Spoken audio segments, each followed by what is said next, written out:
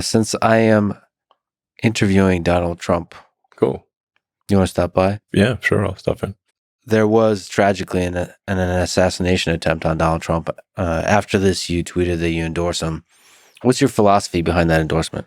What do you hope Donald Trump does for the future of this country and for the future of humanity? Well, I think there's, people tend to take, like, say, an endorsement as, well, I agree with everything that person has ever done their entire life 100% wholeheartedly. And that's not going to be true of anyone. But we have to pick, we've got two choices really for who's president. And it's not just who's president, but the entire administrative structure changes over. And I thought Trump displayed courage under fire, objectively.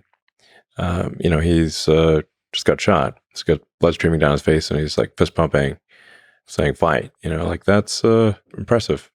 Like, you can't feign bravery in a situation like that. Like, most people would be ducking. There would not be, because it could be a second shooter. You don't know. The president of the United States got to represent the country, and they're representing you. They're representing everyone in America. Well, like, you want someone who is strong and courageous to represent the country. That's not to say that he is without flaws. We all have flaws. But on balance, and certainly at the time, it was a choice of, Biden, poor guy, has trouble climbing a flight of stairs. And the other one's fist pumping after getting shot. This is no comparison. I mean, who do you want dealing with some of the toughest people and, other world leaders who are pretty tough themselves?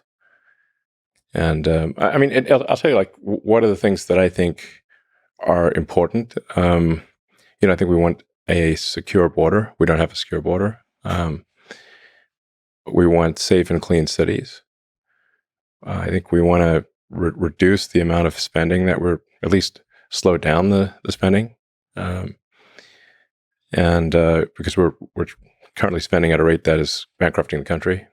The interest payments on U.S. debt this year exceeded the entire Defense Department spending. If this continues, all of the federal government taxes will simply be paying the interest. And you keep going down that road, and you end up, in the tragic situation that Argentina had back in the day. Argentina used to be one of the most prosperous places in the world. And hopefully with Milei taking over, he can restore that. But it was an incredible fall from grace for Argentina to go from being one of the most prosperous places in the world to being very far from that. So I think we should not take American prosperity for granted. So we really want to, I think we've got to reduce the size of government, we've got to reduce the spending, and we've got to live within our means.